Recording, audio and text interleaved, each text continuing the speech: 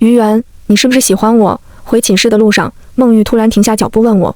我正运着篮球的手一下子顿住了，球从我胯下滚了出去。我心虚的抬眼看了一眼孟玉，她正眉头紧锁，一脸复杂地盯着我。我假装没听见，猫着身子去捡球。于原，你该不会真的是 gay 吧？孟玉说话的腔调向来慵懒，可现在那半开玩笑的语气也无法掩盖她的慌乱和紧张。我心跳如雷，用力地攥紧拳头，让自己保持冷静。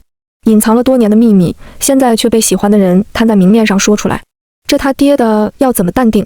我站在原地一动不动，看着孟玉把球捡起来，走到我的面前。他笑得僵硬，看着我，仿佛在等着我骂他，否认他的疑问。我低着头，不敢看他，我也不敢回答他，更不愿意否认这个事实，甚至在沉默中还有一丝期待看到他知道我是 gay 之后的反应。我开玩笑的，别生气哈。半晌，孟玉干笑了2声，抱着篮球继续往寝室走。一直到寝室熄灯，大家都睡着，我们也没有再说过一句话。我辗转反侧，纠结了一夜，几乎天亮才睡着，于是自然而然地翘掉了早八。玉哥真是重色轻友，居然抛弃兄弟们，跟校花一起吃饭。难得铁树开花，好不容易谈了女朋友，你可就别酸了。我睡得正香，隐约听见了室友回来的声音：老幺还睡着呢，太阳都晒屁股了，快起来吃饭了。遮光帘被室友掀开，我眯着眼睛缓了一会儿，看清只有2个人，孟玉并没有回来，这才意识到他们刚刚在聊孟玉。你们刚刚说玉哥怎么了？哦，玉哥跟校花在一起了，今天刚官宣，他没跟你说吗？你们关系那么好，我以为你早知道了，还打算找你八卦一下来着。室友一边拉开椅子，一边打开手机，惊讶地感叹道：他没跟我说，半个月前我就听说了校花在追孟玉，当时我还问了孟玉的想法，他说他可不是我喜欢的类型，没想到他这么快就打脸了。一直到下午的课快结束，我也没有收到孟玉发来的任何消息，这让我很烦。我和他从小一起长大，几乎没有发生过矛盾，哪怕有了什么不愉快，也不会超过1天不说话。孟玉几乎什么事都顺着我来，他是真的把我当作亲弟弟看待的。偷摸的喜欢他这么久，也是害怕一旦说破兄弟都没得做。可事情发展到这个地步，跟把我架在火上烤有什么区别？我烦躁地抓了抓脑袋，还是忍不住给孟玉发了消息。杨哥说晚上一起去西门吃烤肉，你来吗？大约过了10几分钟，孟玉才回了一个字：来。我长舒一口气，还好不是躲着我。孟玉是带着校花一起来的。大家都在感叹校花的高颜值和好身材，而我却死死盯着他们紧紧握着的双手，真扎眼。嘴里的烤肉显得有些发苦，也不知道这家烤肉店什么时候变得这么难吃了。你们好呀，我是孟玉的女朋友乔妍。校花十分热情地跟大家打招呼，室友受宠若惊，一个劲儿地喊嫂子。玉哥真是好福气，找了个这么好的嫂子。所以说咱们玉哥大学3年多都没谈过恋爱呢，合着是他这棵铁树眼光高，还得是遇到了咱们嫂子才开花。校花的脸微红，侧着头看向孟玉，她的眼睛里是毫不掩饰的欣喜与爱慕。阿玉也很优秀的，还阿玉，我真吐了，老子都没这么叫过，肉麻的要死。于原，你怎么都不跟嫂子打招呼，喊你爹呀？我正犯恶心，又来一天堵得傻不 Q 我。我转头想用眼神刀死室友，却看到孟玉似笑非笑地看着我，丢出去的眼神刀瞬间反向刀了我自己。没办法，我就是怂。嫂子好，嫂子来盘饺子吗？乔妍一愣，满脸惊讶地看着我，但很快又恢复了微笑。来一盘吧。孟玉乔妍落座，他俩你侬我侬，腻得让人吃不下一口肉。我只能借酒解腻。嫂子，我跟你说，要不是你把咱玉哥收了，我还以为玉哥跟老幺是一对呢。他俩一天到晚黏在一起，或许是喝多了，室友开始乱开玩笑。乔妍看向我，笑得意味深长，那样一张找不出一点死角的漂亮脸蛋，却看得我背后一凉。孟玉脸色暗沉，正在夹菜的筷子停顿了2、3秒。怎么可能？怎么可能呢？我继续给自己倒酒。你看你俩，之前又不找女朋友，每天干啥都一起，太给了。这话不是杨哥第一次说，以往听到这些，孟玉都只是当玩笑话，听听就过。可这次孟玉却发火了，老子是直男，别把我和死给扯一起。恶心2个字就像是一把匕首，割断了我脑子里绷住的那根弦。我还以为他来是真的愿意假装什么都没有发生，继续当兄弟，原来是在这等着呢。不过就是想让我听到死给、恶心这样的字眼罢了，真搞笑。不愿意继续当兄弟就算了，还要羞辱我。孟玉你可真狠，既然这样，我也没有装的必要了。我一口闷完手里的那瓶啤酒，随手把酒瓶子一扔，玻璃酒瓶在地上碎裂的声音把一屋子的人都吓了一大跳，纷纷回头往我们这边看。于原，你他妈要死啊！杨哥皱着眉头骂我。我蹬了一脚桌腿，把自己和桌子的距离拉开了一些，然后站起身来，死死地盯着孟玉，自暴自弃地笑起来。老子就是死给，不好意思啊，恶心到你们了。没等他们反应，我火速离开了烤肉店。我回到宿舍，简单的收拾好行李，连夜搬到旅馆。之前我也想过出柜的场景，就是没有预想到要以跟孟玉决裂这样的方式。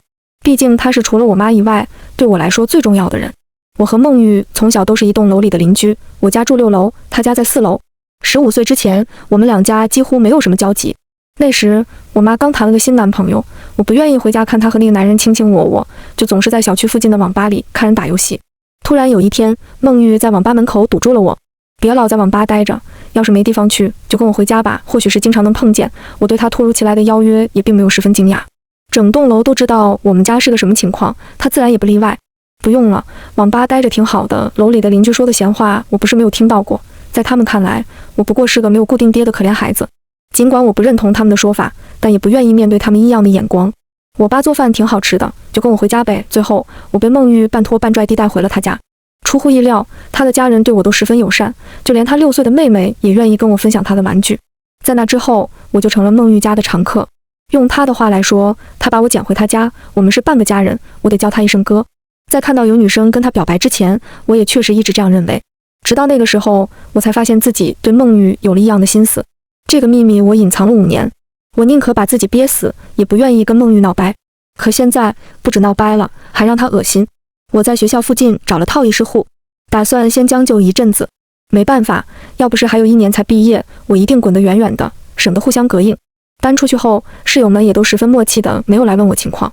除了某天去上专业课时遇到了杨哥，他用不大不小的声音寒暄了2句：“嗨，老幺，同性恋也没啥，咱还是尊重的。你想开点，等玉哥消化消化你俩再讲和。”我余光瞥见周围同学意味深长的表情，心里不是滋味，没有搭理他。在那之后，我只要看到孟玉和他们几个，就绕着走，即便是迎头碰上，也装作不认识。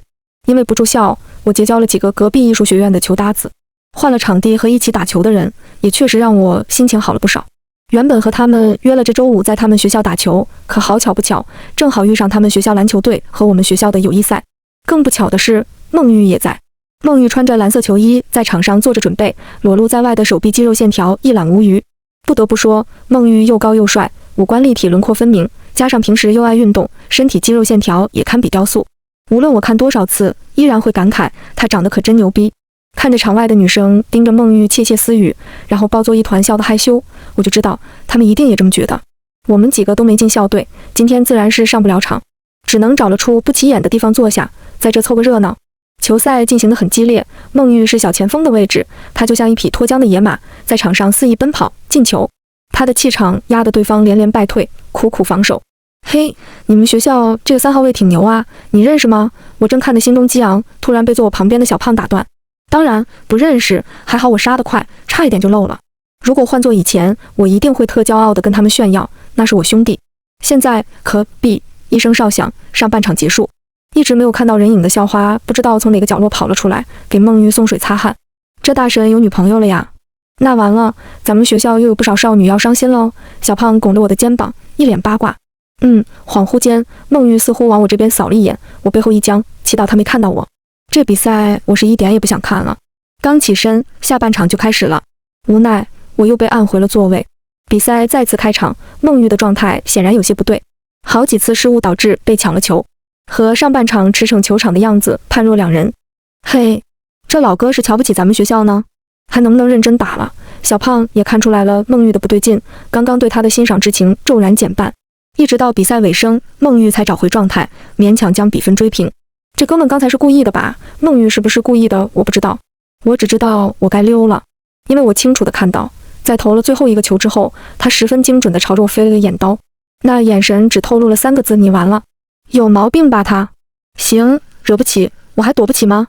我打量着体育馆的出口，想着等一下从哪边走最方便，视线却被一个穿着休闲装的妹子挡住。我抬眼看去，妹子双手攥着手机，双颊微红，看着有些忐忑。同学，我叫张若，是学摄影的，有忙想找你帮一下，可以吗？我眉骨不自觉地跳动了2下，总觉得有种不祥的预感。什么忙？我想请你给我当一下模特，我有一组艺术创作想要拍，你的气质真的很适合，我内心1万个不愿意。镜头恐惧症能拍什么艺术创作？正思考着该怎么拒绝他，却看到比赛刚结束的孟玉正大步流星地往我这边走来，跟在他身后小跑的校花显得有些茫然无措。下次再说吧。为了避免和孟玉起正面冲突，我有些焦急地站起身，试图让张若给我让条路。我怎么知道下次还能不能遇到你呢？要不你先把微信给我，我们微信聊。妹子举着手机不依不饶。哎呦，你就给个微信呗。小气巴拉的小胖有些看不过眼，也扯住我，示意我掏手机。我真服了，他多管闲事真有一套啊。我迅速掏出手机，扫妹子递过来的二维码，只想多一事不如少一事，赶紧加了，赶紧溜。刚扫上，我的手机却被赶来的孟玉一把夺走。不好意思，他不愿意。同学，我要加的不是你，没有问你愿不愿意。妹子面对突如其来的孟玉，表示非常不满。你有点多管闲事了吧？就是，妹子说的对，我倒要看看孟玉要怎么说。可惜我没等到孟玉开口，反而被孟玉一把抓住，像拎小鸡仔似的拖了出去。明明都是吃一样的东西长大的，他凭什么就一直比我高？真不服气呀！我朝跟在孟玉身后的校花举手求救，他却古怪地看了我和孟玉一眼，然后停住了脚步。这就怂了。我一路被强行拖拽到了体育场外，孟玉也丝毫没有要停下来的意思，让人十分火大。我挣扎着翻了一个侧身，从孟玉的腋下钻了出去。你有病吧，孟玉，真的不带这样玩的。你到底想干嘛？我真的是不理解。他不是恐同吗？我躲着他还不成吗？你一个同性恋，加女生微信干什么？怎么男女通吃？孟玉皱着眉头，仿佛正义化身，居高临下的指责我。我张了张嘴，哑然失笑，竟然是赶着来制裁我的。我脑中一瞬间闪回了过去7年我与孟玉相处的点点滴滴，包括我对孟玉心动的那些时刻。在这一刻，就像是心里种植了多年的绿洲，顷刻之间荒芜成了空地。你真他妈的有病！我和孟玉渐行渐远。在第2次被他羞辱后，我甚至都觉得什么都无所谓了，也不在意别人对我的看法了。于是我在加了张若的微信后，第一时间就跟他说了我喜欢的是男生。张若表示更兴奋了，她作为一个资深腐女，失去一个未来男朋友，收获一个男同朋友也不亏。所以你是1还是0？这什么鬼问题？我还真没思考过。但男人不能说不行，我必须是1。虽然吧，但是我还是觉得你是0。你看你那天被那个打球的帅哥拎出去的时候就很0啊，还挺配。张若自顾自的越说越嗨。你在瞎磕什么？提到孟玉，我就有些不自在。你们不会真的有什么吧？没有，他是直男，你难道不知道？恐同极深贵。张若激动地给我连发10几个感叹号，手机震得我脑袋都是疼的。铁子，相信我，你俩肯定有戏。哈哈，他真的是没有亲眼目睹我是怎么被孟玉羞辱的。他的思维大概是被敷衍左右了，才能说出我俩有戏这样的话。为了避免他继续跟我掰扯，我选择了转移话题。你说的那个艺术创作准备什么时候拍？原本以为所谓的艺术创作可能只是随意找来的借口，但他却实实在在地跟我说了他创作的想法。或许是出于坦诚相待后得到了尊重，张若让我有一种来自朋友的支持和信任感，所以我也愿意去帮张若这个忙。可话题转移后，张若却久久没有回复，直到第2天我睡醒才看到他凌晨2点半发来的消息：下周6我们学校门口见，保证给你个惊喜。周6来得飞快，我本来以为张若会在他们学校的摄影棚搭个景，拍一会儿就好了。没想到我到他们的学校门口的时候，张若正站在一辆中巴车旁边冲我招手，就等你了，快上车。他笑脸盈盈地拖着我就往车上去。我脑子里突然浮现一大堆关于被骗去缅北搞诈骗的新闻，原本想要上前的脚步立马就不听使唤地往后退了一步。怎么了？张若见我退后一步，满脸疑惑。我挑起下巴指向中巴车，拍个照还要搞个中巴车，而且这中巴车几乎满座，很难不让人怀疑。哦，你说这个呀？张若笑得一脸意味深长，然后凑近我，用只有我俩才能听见的声音说道：这就是我给你准备的惊喜啊。见他不好好说话，我转身就走。这点戒备心我还是有的。哎呀，是我们摄影社团的，准备一起去度假山庄团建了，那边的景色也适合拍照，就想着把你叫上一起来着，我连服装道具都带着呢。你可别走啊！张若连忙上前拦住我。不是去山里搞诈骗。我转头狐疑地看向他。张若明显是没有想到我会这么问，表情像吃了苍蝇一样摇了摇头。你可别逗了，就我这样还搞诈骗？放心吧，不会打你腰子的。我抬头瞥了一眼车窗，正好看到小胖在向我招手。张若也看到了，歪着头无奈地看着我，叹了口气。小胖学长知道你要一起去，非要我带上他一起来给我们当后勤。我迟疑了片刻，最后还是跟着张若上了车。度假山庄并不是很远，中巴车大概开了1个半小时就到了。我和小胖坐的位置在最前排，早早的就下了车等待。一起来的有11个人，妹子多，男生少。而仅有的5个男生里面，最扎眼的当属最后下车的孟玉。没错，就是孟玉。她戴着黑色鸭舌帽，坐在最后一排的角落，导致我上车的时候根本没有注意到她。直到下车看到她一样在假装不认识我的样子，我才反应过来，她竟然也在。怎么样，惊喜吧？张若撞了撞我的肩膀，笑得一脸得意。我回给她一个巨大的白眼。为什么刚刚没有直接走掉？为什么？然后他们在说什么，我都没怎么听清。脑袋里循环攻击我的一个烦字，就足够让我震耳欲聋。张若计划定的是2天1夜的出行，他定了6个标间，5个男生，注定有1个人要单独住。如果不是孟玉也在，我是想单独住的。可惜孟玉在，他和在座的各位也都不熟，又十分厌恶我这个男童，自然是要1个人住1间的。另外2个男生十分默契的就拎着行李领了房卡，只想赶紧去放东西。我以为我和小胖还是有些许默契的，随手拿了房卡便等着小胖。谁知小胖也拿了1张。你不跟我1间？我满脸问号。小胖指了指孟玉，你和这位哥不是认识吗？我还以为你们要住一起呢。我皱着眉，从小胖手里抽出了那张房卡，火速将房卡塞到了孟玉手上，然后抓着小胖的胳膊示意他，我跟你住1间。小胖有些蒙圈，嘴巴张合了半天也没憋出一个字，挠了挠头，看了一眼正冲我挤眉弄眼的张若。我没理会他，拉着小胖就准备走，却被孟玉截断。于元，你单独住我。小胖。没等我俩反应过来，孟玉就背着包往客房方向走去。见小胖半天没跟上，回头喊了一句：走啊，兄弟。我也不知道孟玉到底是个什么意思。听张若说他找到孟玉，邀请他一起来度假山庄帮忙完成艺术创作的时候，孟玉确认我也会来之后，毫不犹豫就答应了，把他给惊呆了。我还估计着要多磨他一会儿来着的，毕竟你都那么难搞。我就说你们有什么吧。他又开始胡乱揣测了。但孟玉这样的行为真的很令人费解。也不知道从什么时候开始，我连他的心思都捉摸不透了。唉，想不明白算了，该咋咋地吧。拍摄定在太阳落山后。张若他们想拍摄的主题是志怪，布景和化妆的工程量还是挺大的。午饭过后，我就被张若扯去化妆了。我换上他们自己做的藏蓝色袍子，感觉自己就像个巫师。跟小胖打闹了一会儿，才安安静静坐下来化妆。张若给我定的主题是山羊精怪，整套妆造下来，诡异中竟然还有一点好看。可看到孟玉狼妖的造型时，我瞬间就嘚瑟不起来了。他赤裸上身，只披着一条羊毛坎肩，就看这造型的隐喻，就对我十分不友好。张若，可真有你的呀，故意的吧？我们的拍摄地点在度假村的半山腰上，离我们住的地方并不是很远，但也要走10来分钟的山路。被薅过来当模特的，除了我和孟玉，还有3个女生，妆容也是一样的风格，妖冶诡异又美丽。可偏偏只有我裹得里3层外3层。在这样的大夏天里，我穿着繁复的衣服，真的有些炸裂。怎么就不能到地方再换衣服呢？凭什么孟玉就能光着膀子？凭什么就只有我穿了3层袍子？这合适吗？眼看着我脸色铁青，随时像要发作的样子，张若一路上都在殷勤地给我补妆擦汗。小胖笑得不行，说我就像大夏天盖棉被的羊肉串。我刺了他一个字，滚！就在这时，我的后脖梗突然被什么东西袭击了。我本能反应，抬手就往背后招呼过去。只听得清脆又响亮的一声屁呀！走在前面的人纷纷回头，我也回头了。这一回头，又给我迎面一击。孟玉正拿着一张纸巾，还没来得及收回，他那不算白皙的胳膊上还挂着我刚刚落下的一大块巴掌印。你脖子上都是汗，我帮你擦一擦。拍摄十分顺利，而我满脑子都是刚才孟玉给我擦汗的情景。他的表情何其无辜，显得我大惊小怪的。什么人呐？放在以前不知道的时候也就罢了，怎么现在明明嫌弃我是男童，还能坦然地做出这么亲密的举动？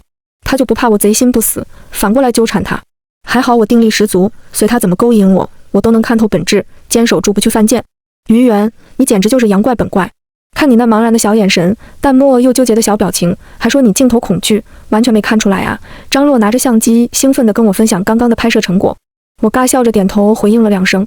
他根本不知道拍照的时候我都神游到哪儿去了，哪还有空恐惧镜头啊。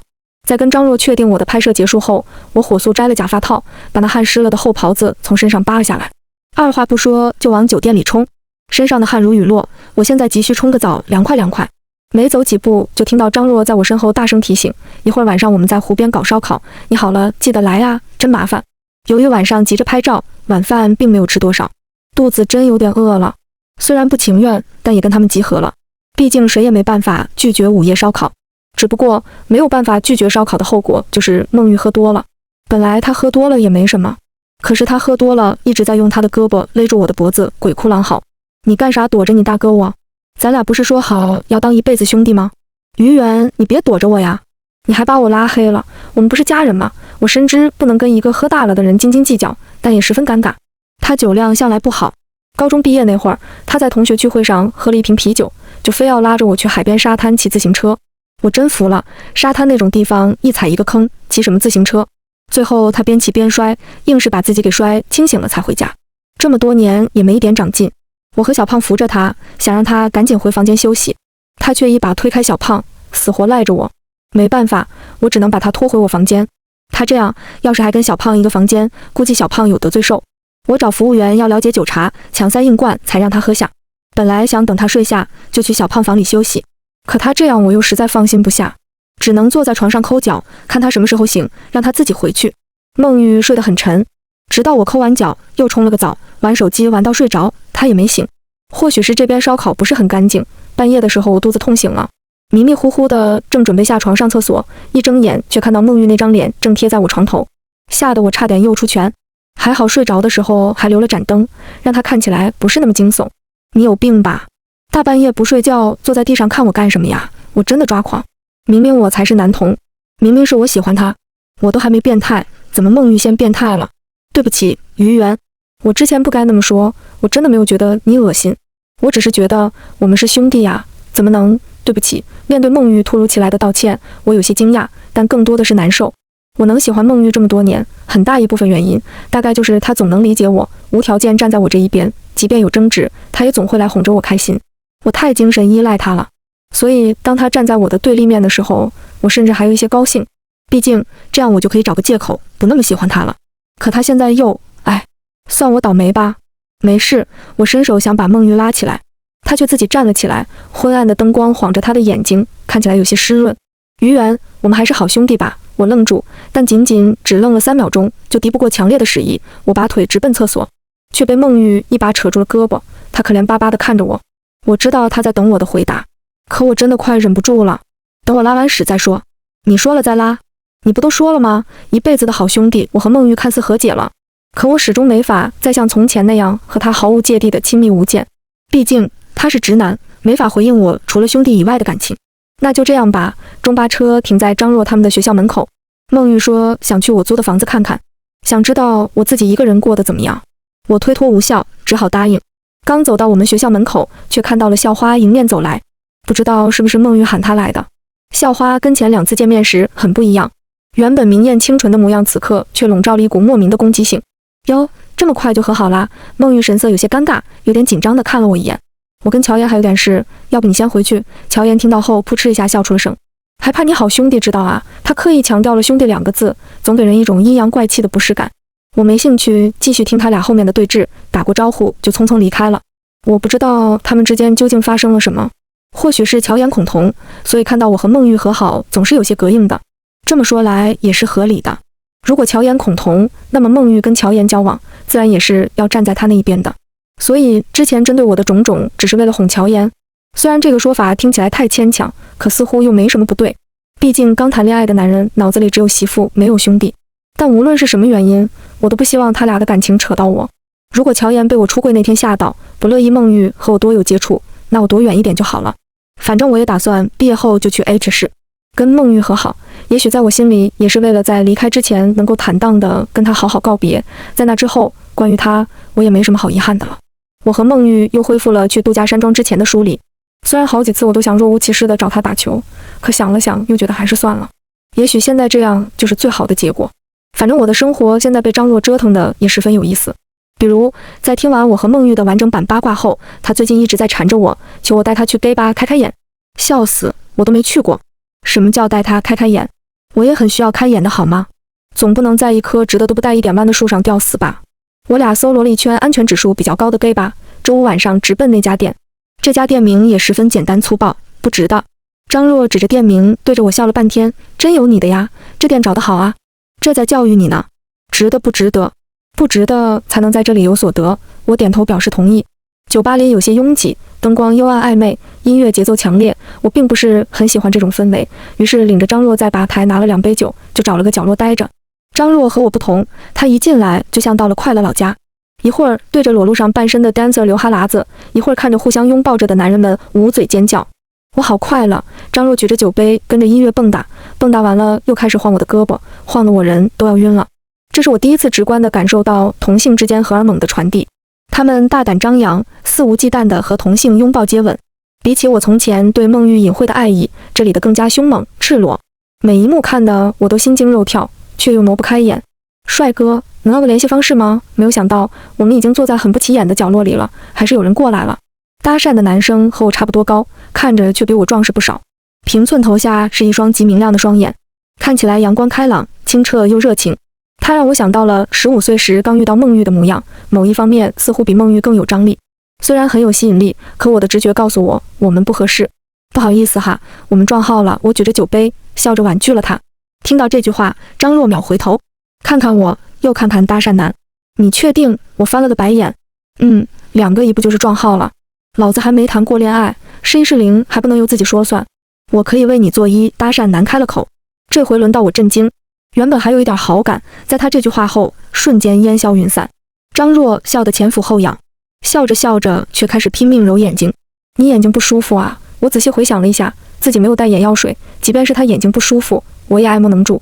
不是，张若照我胳膊上拍了一巴掌，然后指向吧台的位置。你看那人是不是孟玉？凭我对孟玉的熟悉，站在吧台拿果汁的人确确实实就是他。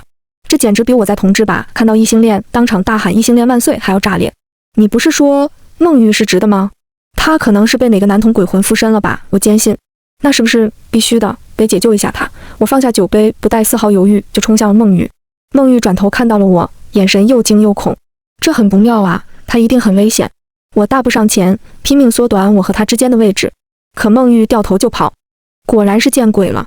我拼命追，孟玉拼命跑。终于在我们逆着人群满场跑的时候，被保安按倒在地。你们跑什么？我指着被另一个保安压制住的孟玉，他是我兄弟，被鬼附身了，快给他几巴掌救救他。孟玉压着孟玉的保安狐疑地问他，你俩认识？孟玉认命地点了点头。好兄弟。俩保安莫名其妙地对视了一眼，放开了我和孟玉。操，臭情侣整这出。什么时候我们保安也是你们 play 中的一环了？钱难挣，屎难吃，晦气呀，太丢脸了，再也不来了。把张若送回去之后，孟玉又犟着要送我回去，我拗不过他，只能随他。怎么不去陪嫂子？跑去 gay 吧晃什么？孟玉沉默了半天，路灯将我俩的影子拉长又缩短。嫂子没了，我跟乔岩分手了，他嫌弃你，还要跟我这个死给来往，气得我自嘲。孟玉摇摇头，他骂我是死给。什么鬼？乔岩亲我的时候，我躲开了。他说我跟他在一起心不在焉，只在乎兄弟不在乎他，说我根本不喜欢他。去度假山庄之前就分了，分了就分了吧。那段时间我也想通了挺多事的，总觉得就算知道你喜欢我，也不应该用那样的方式伤害2个人。想想确实挺渣的。我默默地听着孟玉大段大段地倾诉，完全不知道应该说些什么。不知不觉就已经到了我家楼下。于媛，还好你原谅我了。我停下了脚步，孟玉跟着我一起停住。于媛，我没原谅。啊，孟玉还想说什么，但我必须纠正他。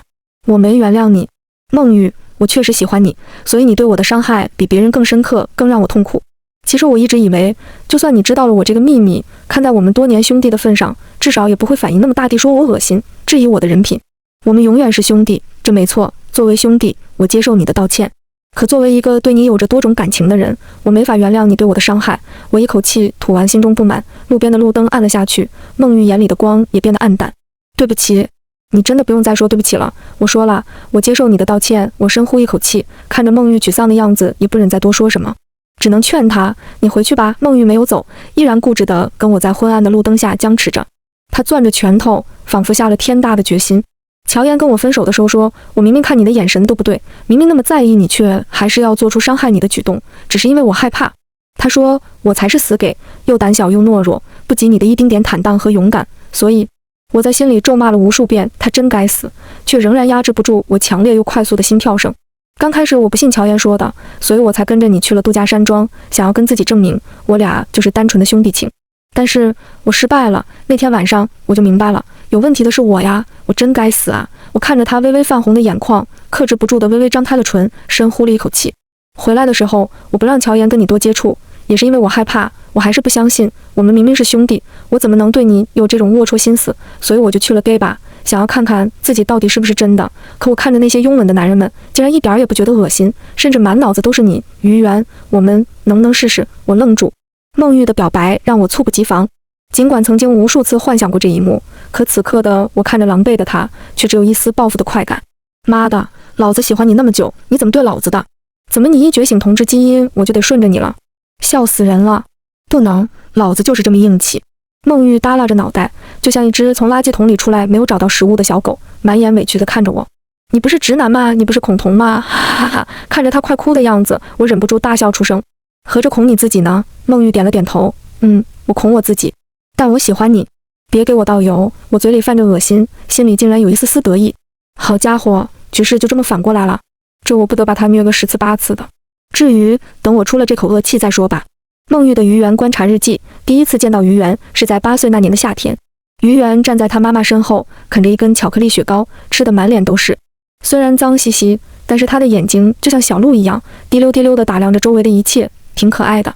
我爸说那是我们楼上的新邻居，以后我就有玩伴了。于媛总是独来独往，听楼里的邻居们说，因为他没有爸爸，他妈妈也不是什么好女人，所以于媛才格外孤僻。大家都说她很可怜。我问妈妈能不能让于媛来我们家 ，C 我愿意跟她分享我的玩具，也愿意跟她分享我爸妈的爱。妈妈很乐意，可惜每次我想要靠近她的时候，她就跑了，完全没有机会邀请她来我家玩。后来有了妹妹，我要帮妈妈做一些家务，还要照顾妹妹，就更没有机会了。既然她这么高冷，那我就要比她更高冷，不就是装没看见吗？我也可以。可是都要中考了，她怎么还一天到晚往网吧里面跑？这网吧怎么还收留未成年人？我能报警举报他们吗？真气人！我妈说于媛的妈妈是个恋爱脑，劝都劝不动，真是可怜了于媛这么小就受罪。唉，所以我为什么要赌这口气？明明她跟我差不多大，却连家都不能回。我一定要把她带回来。于媛真的好懂事。吃完饭，她帮我爸爸洗碗，陪欣欣画画，读故事书，就是不帮我写作业。她告诉我，她很爱她妈妈，她妈妈也很爱她。她不是有家不能回，她只是想让她妈妈能像一个普通的小姑娘一样好好生活。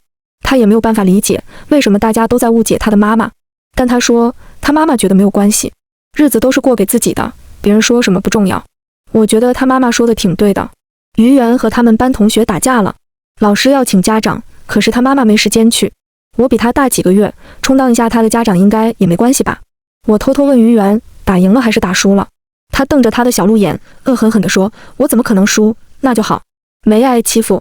我到老师办公室的时候，看到跟于媛发生争执的那位同学被揍的脸都是肿的，心里暗爽到不行。我跟老师说我是于媛的哥哥，我带他来道歉。老师欲言又止，我赶紧按着于媛的头，跟他一起向那位同学鞠躬，强迫于媛跟我一起大声喊了一句对不起。老师和同学的家长也就没再追究什么。我跟于媛说，以后我就是你哥，我们就是家人，知道吗？于媛眼泪都在眼眶里打转，硬是被他憋了回去，看得我心里也暖烘烘的。我跟于媛约好了上同一所大学，以后好有个照应。还好我俩水平差不多，如愿所偿进了同一所大学。可惜寝室却又隔着3层楼。我这人向来就很懒，于媛又是个被动的，没办法，我硬是做了3个月的妖，辅导员才同意我换到于媛的寝室。这回好了，干啥都方便多了。妹妹跟我说于媛喜欢我，我其实并没有当真，毕竟我们是好的能穿一条裤子的兄弟，被他们这些不懂的人误会也没什么好介意的。那天打完球，看着于媛玩球的样子，觉得她也像个球，弹弹跳跳的，就没忍住逗了她一下。可她的反应却并没有像预期的那样跳起来给我一个暴扣。我有点慌，一路上我的脑子里都在回想着妹妹那一句，袁哥哥就是喜欢你，他迟早要当我嫂子的，简直就是扯淡，笑死人了。2个大老爷们谈什么恋爱？于媛可是个男人，去他妈的嫂子！我没有讨厌于媛，我真的是不知道该怎么面对他。我害怕啊，我怕我们这么多年的兄弟一下子就没得做了。我从没有想过有一天我们的兄弟情居然会变质，这也太难为我了。所以当校花频繁地出现在我面前的时候，我竟然觉得他像救命稻草一样，救我们兄弟2人的关系于水火。他说没有感觉没关系，我们可以试试。试试好像确实是个好主意，只要我好好谈恋爱，证明我是直男，我和于媛的兄弟情天地不可撼动，这没错吧？于媛一定懂得吧？我好像说错话了，于媛生气了，怪我脑子短路了。我真的不是那个意思，我不恶心他，我只是觉得2个男人这怎么在一起呀？我也不想让别人觉得他喜欢男生有病恶心。我怎么就这么不会说话呢？好烦，想跟他道歉，可是他把我拉黑了。哦嚯，嘴贱把兄弟搞没了。校花安慰我，让我过段时间再给于源道个歉，同性恋没什么好鄙视的。我觉得他说的对，他人还怪好嘞。为了报答他理解我们之间的兄弟情谊，我给他送了不少礼物，他也挺开心的。哎，如果能让于源也开心一点就好了。于源有新的朋友了，隔壁艺术学院的。可恶，我要找他们打比赛，让于源知道他大哥我才是最强的。本来我都做好了充足的心理准备，这次一定要好好表现，一定不要再惹于源生气了，挽回兄弟情在此一举。可我就是见不得他跟别人好啊，我们才是最好的兄弟不是吗？怎么还有女生找他搭讪？他是要气死我吗？就不会拒绝吗？我又说错话了，为什么就是不能控制自己的嘴呀？受不了我了，我是不是该去看看心理医生啊？为什么看到于源就控制不了自己呢？好烦，可怕！乔燕居然想亲我，还好我躲得快。可是他骂我死给，有病吧？都说了对他没感觉了，是他自己说要试试的。试试就试试啊，我试了呀，还是没感觉呀。他怎么还玩不起了？他还提分手，过分！乔妍到处哭诉我基佬装直男骗他感情，搞得我很尴尬。我怎么可能是基佬吗？我要是基佬不就和于源在一起了？想想就瘆得慌。我俩明明那么正常的两个老爷们儿，怎么能被那种龌龊的想法玷污？所以于源为什么会是给呀？他喜欢攻还是受啊？我可做不了受啊！等等，我为什么要想这个问题？我脑子脏了。原来搭讪于源的妹子竟然只是找他拍照，他也约我了。我问他于源去不去，他说去。太好了，机会来了，我得好好给他道个歉，好好哄哄他。真的不想冷战，我都觉得他都不需要我了。我可是他最坚挺的家人啊，怎么能不需要我？不需要我他还能依靠谁呀？我真混蛋，竟然把他逼到看到我就躲。以后他要怎么折磨我，我都答应。我讨好他了，但是被他打了，好郁闷。不知道为什么，今天看于源格外性感，可能是今天的妆造真的很适合他吧。不得不说，他确实很性感啊。光看那张脸，线条又明朗，五官又精致，尤其化了妆以后，那小眼神一勾，这不得迷死一大片。再说了，他身材比例好，宽肩窄臀，穿衣显瘦，脱衣有肌肉的。就说哪个女生比得上吧？为什么要和女生比？不能这么比吧？我怎么感觉那个地方有点不对劲？我有病吧？不行，我是直的，我是直的，我是直的，我是直的。默念，牢记。喝多了，醒来的时候看到于源睡我对面，这感觉真好，就好像我们从来没发生过矛盾一样。如果我当时没那么傻逼就好了，那样我就还是能天天都看到他。我真的习惯了跟他在一起混日子。我该不会真的是男同吧？怎么证明我不是啊？我坐在床头，盯着于源的脸看了1个小时。他真的很好看，眼窝深邃，鼻梁高挺，嘴唇红润饱满，心跳得好快。我完了，我想亲他。我完了，我完了，我完了。我们是兄弟啊，我怎么能有这么龌龊的想法？可是，是于源先喜欢我的不是吗？那我对他有感觉，也没什么吧？我在想什么呀？他是我弟弟，我怎么敢这么想？我想，我真的需要去看心理医生了。乔妍说我懦弱又胆小，不敢承认自己是死给，也不敢承认自己就是喜欢于源。我内心很挣扎，一方面觉得他说的有道理，一方面又觉得自己怎么能喜欢于源？我怎么敢啊？我妈都说我对感情稀里糊涂，谁遇到我谁倒霉。我万一把于源伤害了怎么办？唉，我也好像已经把他伤害了。这么想想，我真的挺渣的。说不定我真的就是死给，然后条件反射对于源产生了反应。不行，我得再确认一下，可不能再给于源造成更多的伤害了。去了几次 gay 吧，终于证实了我不是死给，我只是喜欢上于源了。有长相气质比较出众的男生找我搭讪，我还是觉得可怕。